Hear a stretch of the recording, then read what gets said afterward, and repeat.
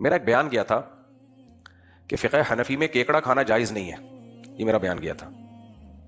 اس پہ کسی نے کہا کہ بیوی اگر شافعی ہو، وہ فقہ شافعی کو فالو کرتی ہے، تو میں نے کہا بھائی فقہ شافعی کو فالو کر رہی ہے تو وہ فقہ شافعی سے پوچھے، شافعی فقہ میں تو جائز ہے کیکڑا کھانا۔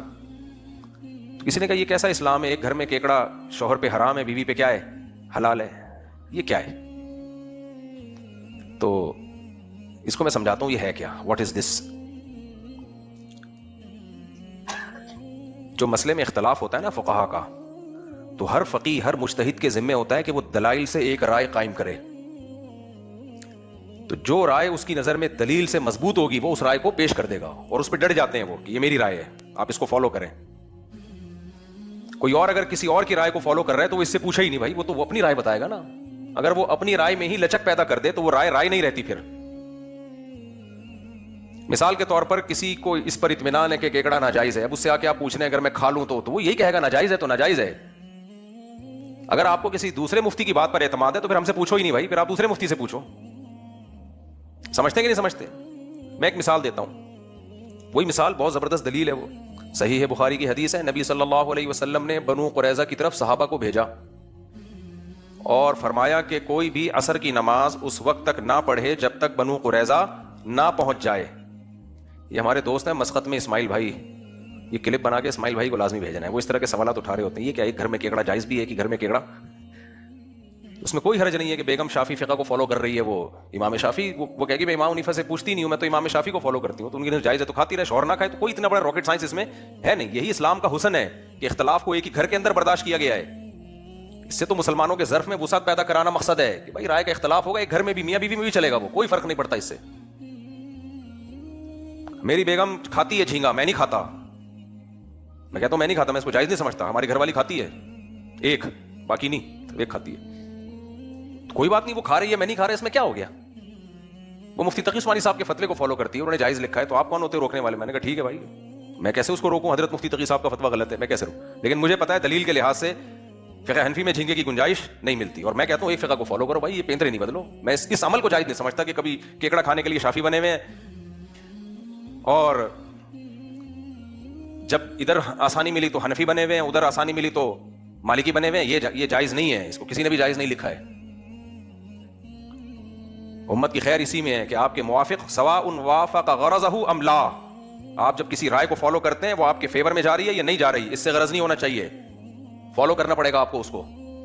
اسماعیل بھائی نے ایک دفعہ سوال پوچھا تھا مجھ سے، مسقط والے، وہ بیچارے سعودیوں میں رہ کے نا عجیب سے ہو گئے ہیں نہ حنفی رہے ہیں نہ سلفی رہے ہیں، عجیب سی چیز بنتے جا رہے ہیں۔ میں ان سے کہہ رہا ہوں آپ تو ٹھیک ہو، آپ کی اولاد کا کیا ہوگا، آپ تو ٹھیک ہو، آپ کے بچے ایک اسٹیپ اور آگے جائیں گے، پھر ان کے بچے 2 اسٹیپ اور آگے۔ دیکھو ہم 600 سال سے اگر حنفی ہیں تو 600 سال سے ایک ہی ٹریک پہ چلے آ رہے ہیں، 600 نہیں 1200 سال سے، اس میں تبدیلی نہیں ہے۔ ہمیں امید ہے ہماری نسل بھی ایسے چلتی رہے گی، لیکن جنہوں نے ایک مخصوص فقہ کی پابندی کو چھوڑ دیا نا، 1-2 نسلوں کے بعد وہ ٹریک سے بالکل ہٹ گئے ہیں، کیونکہ جب فقہ کی پابندی سے اپنے آپ کو آزاد کر لیا تو بے لگام، تو 1-2 نسلوں کے بعد وہ پروگرام بڑھ جاتا ہے، پروگرام بڑھ جائے گا۔ ایسے ہی تھوڑی امت کے علماء صلحاء نے اتنی بڑی تعداد میں فیصلہ کیا کہ جب یہ فقہ مدون ہو گئے تو ایک کو کیا کرنا ہے، فالو، دائیں بائیں لڑک۔ ہاں علماء کی ایک جماعت اگر فیصلہ کر دے کہ اس بارے میں ہم نے دوسری رائے لینی ہے تو اس جماعت کی رائے کا پھر اعتبار ہے۔ جیسے شوہر گم جائے، مارکیٹ سے شوہر کیا ہو گیا، شارٹ ہو گیا، مل ہی نہیں رہا، تو اس بارے میں خود حنفی علماء نے ہی فقہ حنفی کو چھوڑا ہے اور اس میں امام مالک کی رائے پر فتویٰ دیا ہے، وہ ضرورت کی بیس پہ۔ تو ضرورت کا فیصلہ ایک پوری علماء کی جماعت کرے گی، انڈیویجولی کسی کی رائے کا اعتبار نہیں ہوگا کہ آج گھر میں انڈا نہیں ہے تو میرا جھینگا کھانے کا دل چاہ رہا ہے، تو یہ دل چاہنا کوئی علامت نہیں ہے، جب ہے تو ایک ہی رائے ہے بس، اسی میں خیر ہے، اسی میں برکت ہے۔ تو وہ میں مثال دے رہا تھا نا کہ یہ کیا بات ہوئی کہ ایک گھر میں بیگم کیکڑا کھا رہی ہے اور شوہر نہیں کھا رہا، تو کوئی بات نہیں، بیگم فقہ شافعی کو فالو کرتی ہے، وہ کہہ رہی میں حنفیوں سے پوچھ ہی نہیں رہی ہوں بھائی تو میرے گھر والوں میں ایک گھر والے جھینگا کھاتے ہیں، میں نہیں کھاتا، میں ان کو روک بھی نہیں سکتا نا، کوئی دلیل نہیں ہے، دلیل یعنی دلیل اس سینس میں کہ وہ مفتی تقی صاحب کے فتویٰ ہے نا، وہ کہہ رہے میں اس کو فالو کروں، تو ٹھیک ہے۔ عامی آدمی کے لیے تو کسی مفتی کی رائے ہی کو فالو کرنا پڑے گا جو ریلائبل مفتی ہے۔ تو کیکڑا نہیں کھانے دوں گا میں۔ ہاں اگر فقہ شافعی کو فالو، یہ اہل حدیث ہے، وہ کھا رہا ہے تو کھاتا رہے بھائی۔ تو یہ کیکڑا کیوں ہم نہیں کھاتے، اس کی میں آگے دلیل دے رہا ہوں ذرا، کیونکہ میرا کلپ پھر ادھورے چلتے ہیں، لوگ کہتے ہیں یہ اندھے مقلد ہیں، بس امام حنیفہ نے کیکڑے کو غلط کہہ دیا تو بس یہ قیامت تک کیکڑا کیا ہو گیا، غلط ہو گیا. ایسا نہیں ہے بھائی, اندھے مقلد نہیں ہے, ہماری تقلید علی وجہ البصیرہ ہے. ہمارے اہل حدیث بھائی بولتے ہیں تقلید تو اندھی ہی ہوتی ہے. نا نا نا نا نا, there are two types of تقلید. یہ آپ نے غلط پٹیاں کسی نے پڑھائی ہیں آپ کو, تقلید ہمیشہ اندھی ہوتی ہے, ایسا نہیں ہے. اندھی تقلید وہ تھی جو مشرکین اپنے باپ دادا کی کیا کرتے تھے. اولو کان آباؤہم لا یعقلون شیئا ولا یہتدون, کہ تمہارے باپ دادا نہ سمجھتے ہیں نہ جانتے ہیں, پھر بھی تم ان کی تقلید کرو گے. ہم تو ابو حنیفہ کی کرتے ہیں بھائی, جو سمجھتے بھی تھے اور جانتے بھی تھے, اور آدھی سے زیادہ امت نے ان کی اتباع کی ہے, آدھی سے زیادہ امت نے. پھر ہم نے ان کے دلائل بھی دیکھے ہیں, ڈیپ میں جا کے ان دلائل کا مطالعہ کیا ہے, تو پلڑا بھاری نظر آیا ہے ان کا. تو یہ اندھی تقلید نہیں ہے, اندھی ہوتی ہے اپنے ماموں چاچو کی کر رہے ہوتے. کیا خیال ہے بھائی؟ امام صاحب ابو حنیفہ سے تو نہ ہمارے ماموں لگتے ہیں, نہ چاچو لگتے ہیں, نہ قوم ایک ہے. خیر, تو بنو قریظہ میں نبی صلی اللہ علیہ وسلم نے صحابہ کی جماعت بھیجی کہ عصر کی نماز کوئی اس وقت تک نہیں پڑھے گا جب تک بنو قریظہ نہ پہنچ جائے. سمجھ میں آ رہی بات؟ اب حدیث میں کیا آ گیا؟ عصر کی نماز بیچ میں پڑھنا جائز نہیں ہے. اختلاف ہوا اب صحابہ جب راستے میں ہیں تو وہ قضا ہونے لگی نماز. اب صحابہ کرام کی رائے میں اختلاف ہو گیا. بعض نے کہا دیکھو نبی نے فرمایا تھا کہ بیچ میں عصر کی نماز نہیں پڑھنی. بعض نے کہا دیکھو نبی کو یہ تھوڑی علم تھا کہ راستے میں نماز ہی قضا ہو جائے گی. یہ تو اس صورت میں حکم تھا کہ ہم ٹائم پہ پہنچ تو جائیں نا, قضا کرنے کی اجازت کہاں سے ہوگی؟ حافظوا علی الصلوات والصلاۃ الوسطی, قرآن کہتا ہے نمازوں کی حفاظت کرو, خصوصاً درمیانی نماز کی. اب نبی تو موجود نہیں ہے سامنے کہ وہ فیصلہ کر لیں کہ میری بات کا مطلب یہ نہیں تھا بلکہ یہ تھا. اگر نبی موجود ہوتے فیصلہ کروا لیتے, نبی موجود نہیں ہے. تو صحابہ کی رائے میں اختلاف ہو گیا. بعض نے کہا بھائی ہم تو حدیث کے ظاہری الفاظ کو لیں گے, نبی نے حکم دیا ہے کہ نہیں پڑھو, تو اس کا مطلب کیا ہے؟ نہیں پڑھو. بعض نے کہا ہم تو نبی کی منشا کو سمجھنے کی کوشش کریں گے, نبی کا مطلب یہ نہیں تھا, قرآن میں تو ہے کہ پڑھو. دونوں کا مقصد نبی کی اتباع, حدیث کی تشریح میں دونوں کا کیا ہوا ہے؟ اختلاف ہوا ہے. جب تشریح میں اختلاف ہوا, ایک ہی جگہ پر کچھ پڑھ رہے ہیں کچھ نہیں پڑھ رہے. تو اسماعیل بھائی, کیکڑے سے بڑا اختلاف تو نماز کا ہے. کیا خیال ہے؟ ایک گھر میں اگر بیگم کیکڑا کھا رہی ہے, میاں کیکڑا نہیں کھا رہا, اس سے زیادہ بڑا اختلاف یہ ہے کہ ایک ہی لوکیشن پہ عصر کی نماز میں یہ نہیں کہ ایک رفع الیدین کر رہا ہے ایک نہیں کر رہا, نا نا نا, ایک پڑھ رہا ہے اور ایک نہیں پڑھ رہا. یہ زیادہ بڑا اختلاف ہے. نماز کی کیفیت میں بھی اختلاف نہیں ہے کہ ایک رکوع ایسے کر رہا ہے ایک ایسے کر رہا ہے, سب ایک جیسی نماز. اتنا بڑا اختلاف کہ پڑھنی ہے کہ نہیں پڑھنی ہے. اب کوئی فتنہ پرست ہو تو وہ بولے یہ دیکھو صحابہ کو دیکھو, ایک دوسرے کے پیچھے نماز نہیں پڑھ رہے, وہ اثر پڑھ رہے ہیں, وہ کہنے نہیں, دونوں کا دعویٰ ہے کہ ہم نبی کو فالو کرتے ہیں, لیکن آپ دیکھو یار, ان کو دیکھو یار. اور اثر تمام نمازوں میں سب سے زیادہ امپورٹنٹ نماز ہے, کیونکہ اللہ نے 5 نمازوں کے پڑھنے کا حکم دیا لیکن اثر کی الگ سے تاکید کی ہے. تو پتہ چلتا ہے کہ 5 نمازوں میں سب سے زیادہ فضیلت کس نماز کی ہے؟ اسماعیل بھائی, اسماعیل بھائی کو اسماعیل تو آئے گی انشاءاللہ, اثر کی نماز کی ہے سب سے زیادہ فضیلت, یعنی اہمیت. حدیث میں آتا ہے جس کی اثر کی نماز چھوٹ گئی ایسے جیسے سب کچھ چھین لیا گیا اس سے. اتنی بڑی اسلام کی, اور اسلام میں عبادات میں سب سے اہم عبادت نماز, اور اس میں بھی سب سے اہم اثر, اور اس میں بھی نماز کی کیفیت نہیں کہ 2 پڑھنی ہے 4 پڑھنی ہے, پڑھنی ہے کہ نہیں پڑھنی ہے. صحابہ کی 2 جماعتیں بنی ہیں, ایک نے پڑھی اور ایک نے نہیں پڑھی. کیکڑے سے بڑا اختلاف ہے یا نہیں ہے؟ کیا خیال ہے بھائی؟ ایک ہی جگہ پہ پڑھی بھی جا رہی. تو یہ اسلام اصل میں تربیت دے رہا ہے کہ مسلمانوں تھوڑا سا ظرف کیا کر لو, بڑا کر لو, اپنی رائے دوسرے پہ تھوپنے کی کوشش کائنڈلی مت کرو. ایک ہی جگہ پہ صحابہ میں بھی ہو سکتا ہے. تو جب یہ لشکر واپس لوٹا ہے, نبی کو پتا چلا, نبی نے کسی فریق کو ملامت نہیں کی. نبی نے یہ نہیں کہا یہ کیا, ابھی میں دنیا میں ہوں اور تم نے لڑنا شروع کر دیا آپس میں. صحابہ کہیں گے ہم نے لڑے تھوڑی ہیں, ہم تو جس رائے پر جس نے عمل کیا, جس نے جو بہتر سمجھا اس رائے پر عمل کر لیا. اسی وجہ سے نبی نے ملامت نہیں کی کہ جس کو جو رائے سمجھ میں آئی اس نے عمل کیا, لڑے نہیں. ہمارا مسئلہ یہ ہے کہ جس کو جو رائے سمجھ میں آ رہی ہے وہ دوسرے پہ تھوپ رہا ہے. اختلاف تو صحابہ میں ہوا ہے, بڑے مسائل میں ہوا ہے. تو ہمارا کیکڑے کا اختلاف تو بہت ہلکی چیز ہے میرے بھائی, سمجھتے ہو گے نہیں سمجھتے؟ تو ایک گھر میں ہو سکتا ہے کیکڑا کھانے والا بھی اور نہ کھانے والا بھی, ٹھیک ہے نا, کوئی اس نے پرابلم کی بات نہیں ہے. آپ کٹاکٹ کھائیں ایک نہ کھائے. یہ جو ہم کٹاکٹ کھاتے ہیں نا, حناف حنفی, جو یہ والا کٹاکٹ کی بات نہیں کر رہا, یہ تو سبھی کھاتے ہیں. ایک وہ کٹاکٹ ہوتے ہیں جو حنفی نہیں کھاتے, باقی کھاتے ہیں. وہ والے کٹاکٹ کہتے ہیں زیادہ مزے کے ہوتے ہیں. تو کہتے ہیں اہل حدیث تو جائز کرتے ہیں, اہل حدیث سے پوچھ لے بھائی ہم سے کیوں پوچھ رہے ہیں. تو ہم تو وہی بتائیں گے جو ہمیں, اور جس کو ہم پہ اعتماد ہے پھر وہ ہم سے پوچھے گا. جو ہمیں بیوقوف سمجھتے ہیں نہ پوچھے ہم سے. تو سارے اسلام ہم پہ اکیلے پہ تھوڑی اترا ہے, ہم نے کب کہا ہے. لیکن ہم کہتے ہیں آج کے اسکالر کو فالو ہی نہیں کرو بھائی, مجتہدین کو فالو کرو یار, مجتہدین کو فالو کرو. خیر, تو اختلاف ہوا نا صحابہ کرام کا.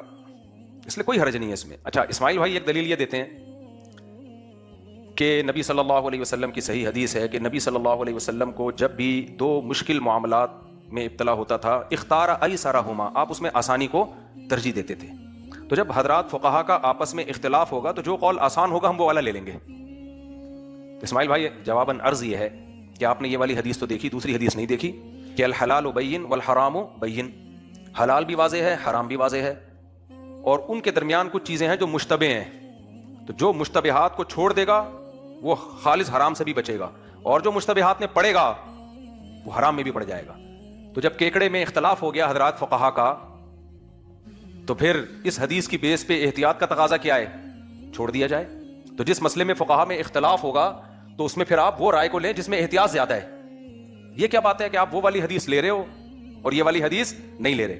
اصل بات یہ ہے کہ وہ جو حدیث جس میں آتا ہے نا کہ آپ آسانی کو اختیار کیا کرتے تھے، اس کا تعلق اس سے نہیں ہے کہ جب رائے میں اختلاف ہو جائے، بلکہ اس کا تعلق دنیاوی معاملات میں ہمیشہ اپنے لیے آسانی پیدا کرنی چاہیے. یہ حدیث کی ایک لمبی تشریح ہے، میں تو بتا رہا ہوں فرض کر لو یہی مطلب ہے جو آپ بیان کر رہے ہو، تو اس کے مقابلے میں دوسری حدیث بھی ہے. تو اس لیے حضرات فقہا نے ایک بیلنس رائے قائم کی ہے اس بارے میں تجربوں کی بیس پہ کہ بھائی اگر آپ چاروں فقہ سے مشکل اقوال لینا شروع کر دو گے تو بھی مصیبت میں پڑ جاؤ گے، آسانیاں لینا شروع کرو گے تو دین برباد ہو جائے گا. تو یہ بہت سوچ سمجھ کے رائے قائم کی گئی ہے کہ ایک کو جب اختیار کیا جائے تو پھر مشکل قول ہو یا آسان قول ہو اسی کو لیا جائے. رہا یہ مسئلہ کہ یہ کیا دلیل ہے احناف کے پاس کہ کیکڑا جائز نہیں ہے، اس پہ تو میں کئی بار دلائل دے چکا ہوں، ریپیٹ کر دیتا ہوں جلدی مختصراً. جو حضرات کہتے ہیں نا کہ کیکڑا جائز ہے، وہ صرف کیکڑے کو نہیں، وہ کہتے ہیں پانی کی ہر مخلوق جائز ہے کھانا سوائے مینڈک کے. پانی کی ہر مخلوق جائز ہے، چاہے سمندری پانی ہو چاہے میٹھا پانی ہو. یہ اختلاف کیکڑے کا نہیں ہے، اختلاف اس میں ہے کہ پانی کی مخلوق حلال ہے یعنی، اور پانی کی مخلوق کا مطلب جو زیادہ تر پانی میں رہتے ہیں. کیکڑا تو پانی سے باہر بھی آؤٹنگ کے لیے آتا ہے کہ نہیں آتا؟ جب اس کے گھر میں جھگڑا ہوتا ہے تو آؤٹنگ کے لیے کہاں جاتا ہے؟ وہ سمندر سے باہر جاتا ہے. تو پانی کی مخلوق وہ کہلاتی ہے جو جس کا زیادہ ٹائم کس میں گزرے؟ پانی میں. تو کیکڑے کا زیادہ ٹائم کہاں گزرتا ہے؟ پانی میں گزرتا ہے. اور دلیل یہ دی جاتی ہے احل لکم صید البحر وطعامہ متاعا لکم وللسیارہ، تمہارے لیے سمندر کا شکار حلال ہے، تمہارے لیے بھی اور مسافروں کے لیے بھی بطور خوراک کے، فائدے کے. اور دوسری دلیل نبی صلی اللہ علیہ وسلم نے فرمایا کہ سمندر کا مردار حلال ہے اور اس کا پانی پاک ہے.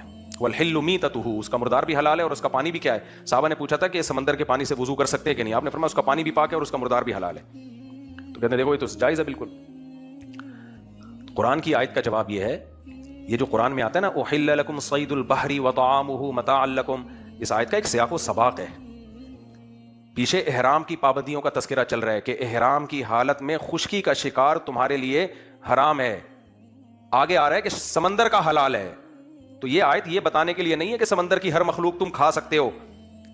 اگر یہ مطلب ہوتا تو صحابہ یا تابعین میں کسی سے ثابت تو ہوتا نا کہ مچھلی کے علاوہ انہوں نے کچھ کھایا ہے. کوئی ایک روایت بھی ہمیں نہیں ملتی کہ صحابہ نے یا تابعین نے اسلاف میں جو معتبی اسلاف ہیں جو علم میں مشہور ہیں کبھی مچھلی کے علاوہ کچھ کھایا انہوں نے. تو اس آیت کا مطلب یہ ہے کہ احرام کی حالت میں جو شکار پر پابندی ہے ان پابندیوں کا اطلاق خشکی کے شکار پہ ہوتا ہے، پانی کے شکار پر نہیں ہوتا. یعنی آپ احرام کی حالت میں سمندری سفر بہت ہوتا تھا نا حاجیوں کا، تو اس میں آپ سمندر کا شکار کر سکتے ہو، اس سے آپ دم واجب نہیں ہوگا آپ کے اوپر. اور یہ جو حدیث میں آتا ہے کہ سمندر کا مردار ہمارے لیے حلال ہے، تو اس سے مراد ہر قسم کا مردار نہیں ہے، اس سے مراد مخصوص مردار ہے جس کو مچھلی کہا جاتا ہے. دلیل اس کی کیا ہے؟ دلیل حدیث ہی ہے، صحیح حدیث ہے. آپ صلی اللہ علیہ وسلم نے فرمایا احلت لنا میتتان السمک والجراد. دیکھو قرآن میں ہر قسم کے مردار کو حرام قرار دیا. حرمت علیکم المیتۃ والدم ولحم الخنزیر، تم پر مردار حرام ہے، ہر طرح کا مردار اللہ نے حرام کیا ہم پر. پھر قرآن میں یہ بھی آتا ہے وَيُحَرِّمُ عَلَيْهِمُ الْخَبَائِث، تم پر خبیث چیزیں حرام ہیں. تو ہر طرح کے خبائث کیا ہیں؟ حرام ہیں. سمندر کی مخلوق کو علی الاطلاق جائز قرار دے دیا جائے تو ایسی ایسی چیزیں نکلتی ہیں کہ چائنیز بھی نہیں کھائیں، وہ گورے تو کھاتے ہی نہیں ہیں، گورے نہیں کھاتے وہ چیزیں، چائنیز بھی نہیں کھائیں گے. تو اہل اسلام کیسے کھائیں گے جو اتنے جن کی تباہی میں اتنی پاکیزگی ہے، جو جانور بھی حلال جانور بھی ذبح کیے بغیر نہیں کھاتے کہ گندگی نکل جائے. تو وَيُحَرِّمُ عَلَيْهِمُ الْخَبَائِث، امام حنیفہ کی عادت ہے قرآن کو ہمیشہ سپیریئر رکھتے ہیں، پھر حدیث میں اس کے حساب سے تعویل کرتے ہیں. تو حدیث میں آتا ہے احلت لنا میتتان، دو مردار ہمارے لیے حلال، السمک والجراد، مچھلی اور ٹڈی. پھر دیکھو قرآن جب خشکی کے جانوروں کا تذکرہ کرتا ہے نعمت کے طور پہ تمہارے لیے حلال ہیں، پرندوں کے گوشت کا تذکرہ کرے گا. قرآن گائے کا تذکرہ، اونٹ کا تذکرہ، بکرے کا تذکرہ، دمبے کا تذکرہ، ثمانیۃ ازواج من الضأن اثنین ومن المعز اثنین قل آذکرین حرم ام الانثیین اما اشتملت علیہ ارحام الانثیین ومن الابل اثنین ومن البقر اثنین. اونٹ کا الگ تذکرہ، گائے کا الگ تذکرہ، اتنے سارے جانوروں کا. سمندر میں جب اللہ سمندر میں کھانے کی نعمت کا بیان کرتا ہے تو مچھلی کے علاوہ کسی اور چیز کا تذکرہ نہیں کرتے اللہ تعالیٰ. مچھلی کا نام لیا اللہ تعالیٰ نے. تو اور نبی نے فرمایا دو مردار حلال ہے ہمارے لیے، ایک ٹڈی اور مچھلی. اس سے پتہ چلتا ہے سمندر میں صرف دو چیزیں ہمارے لیے مستثنا کی گئی ہیں، مچھلی اور ٹڈی. پھر بھی اگر اسماعیل بھائی آپ کی سمجھ میں نہیں آتا تو کائنڈلی میں ایک سوال آپ سے پوچھ کے اپنی بات کو ختم کرتا ہوں. پھر آپ کھائیں کیکڑا، مجھے کوئی اعتراض نہیں ہے، لیکن آپ ہم پہ یہ نہ کریں کہ یہ لوگ ان کے پاس دلائل نہیں ہیں. یہ تو ہمارا ظرف ہے کہ اتنے سارے دلائل ہو کے بھی اپنی بیوی کو جھینگا کھانے دے رہے ہیں. کیا خیال ہے؟ اتنے سارے دلائل ہو کے بھی. تو اگر آپ پھر اس کے قائل ہیں نا کہ تمہارے لیے سمندر کی مخلوق حلال ہے تو پھر ہر مخلوق حلال ہے سوائے مینڈک. مینڈک مستثنا ہے حدیث میں. مستثنا کا مطلب یہ کہ مینڈک کے بارے میں تو صراحت ملتی ہے کہ ناجائز ہے وہ. تو اسی سے پتہ چلتا ہے کہ اگر قرآن کی آیت کو علی الاطلاق لیا جائے کہ سمندر کی ہر مخلوق حلال ہے تو پھر مینڈک بھی حلال ہونا چاہیے. لیکن مینڈک کا بارے میں تو چونکہ پوچھ لیا تھا نبی سے سوال تو اس لیے آپ نے فرمایا حرام ہے. تو اسی لیے فرمایا کہ وہ مچھلی کے علاوہ میں آتا ہے. تو اگر ہر مخلوق حرام ہے حلال ہے نا تو قرآن کہتا ہے خبائث تم پر کیا ہیں؟ حرام ہے. تو ان خبائث میں مگرمچھ بھی ہے، ان خبائث میں کچھوا بھی ہے. سمندری کچھوا، دریائی کچھوا، مگرمچھ، سمندری دریائی مگرمچھ، یہ سب زیادہ ٹائم پانی میں گزارتے ہیں. تو میں تو ساؤتھ افریقہ کے جنگلوں میں رہا ہوں. افریقہ کے جنگلوں میں مگرمچھ کے قریب ہی ہمارا کیمپ تھا. ترستے تھے کبھی تو ہمیں اپنی زیارت کرا دے، ہم اتنی دور سے ٹکٹ کرا کے آئے ہوئے ہیں. اندر ہی پڑا رہتا ہے وہ، تھوڑی دیر کے لیے نکلتا ہے بس، پھر اندر. تو پھر مگرمچھ بھی حلال ہے. پھر مگرمچھ کے انڈے بھی کیا ہیں؟ پھر گورنمنٹ کو چاہیے مگرمچھ کے انڈوں کی فارمنگ کرے. کبھی آپ مگرمچھ کے انڈوں سے بچے نکلتے ہوئے دیکھ لو، آپ بولو گے بھائی یہ حلال نہیں ہو سکتا. چھپکلی ٹائپ کی چیز ہے وہ. چائنا والے تو کھاتے ہیں آج تک، تو ہم ان پہ اعتراض کرتے رہے. اسی وجہ سے بعض فقہا نے یہ لکھ دیا ہے کہ یہ حلال ہے. وجہ اس کی یہ تھی کہ ان کو جب ایک پال انہوں نے لیا تو انہوں نے کہا جب سمندر کی مخلوق حلال ہے، پانی کی مخلوق، تو پھر مگرمچھ اور کچھوے بھی حلال ہیں. بعض سلفی علماء کا یہ فتویٰ موجود ہے. تو پھر صرف بات جھینگے یا کیکڑے تک رکے گی نہیں، پھر اس پہ بحث نہ کیا کریں کہ کیکڑا جائز ہے یا نہیں. پھر مگرمچھ اور کچھوے کے انڈوں پہ بات کیا کریں.